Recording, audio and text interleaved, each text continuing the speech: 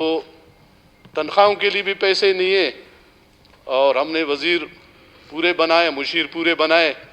अभी हाल ही में बलूचिस्तान का रिकॉर्ड, उस पर भी हम आपको मुबारकबाद पेश करते हैं, हमने तोड़ दिया।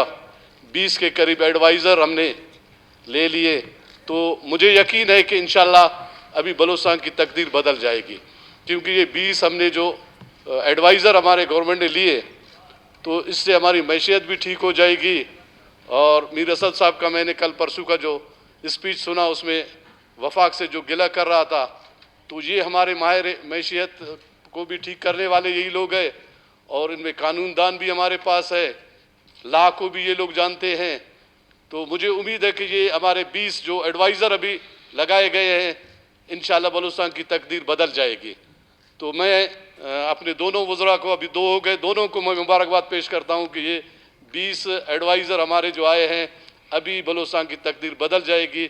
हम तमाम असम्बली के दोस्तों को मुबारकबाद पेश करते हैं कि कोऑर्डिनेटर है, कुछ भी है, मतलब कि कोऑर्डिनेटर है, तो मैं वही कह रहा, मैं तनख्वाह की उनकी बात नहीं कर रहा हूँ। गवर्नमेंट पे बोझ तो मुझे पता है कि वो कितना बोझ है गवर्नमेंट पे, वो मुझे पता है। ये बात आप लोग नहीं करें कितना बोझ है। बहरहाल मैं कहता हूँ बलूचिस्तान की तकदीर अब बदल जाएगी, क्योंकि ये फौज जो हम पहले रैसानी साहब के दौर में कहते थे कि जी 65 के 65, अभी 65 से हम गुजर गए। अगर आप गिन ले तो टोटल के टोटल अभी उसमें आ गए, तो ये 20 जो अभी हमारे पास आ गए, आप लोगों समेत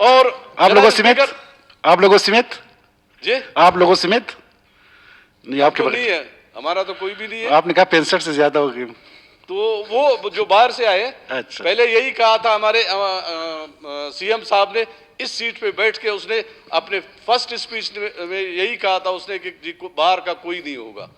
लेकिन अभी मुझे ये पता नहीं चला कि ये हमारी सीटें कहाँ से बढ़ गई, ये 20 हमारे पास आ गए। ये तो मुझे नहीं लगता कि वो ये असेंबली से आए, ये बाहर से आ गए हैं।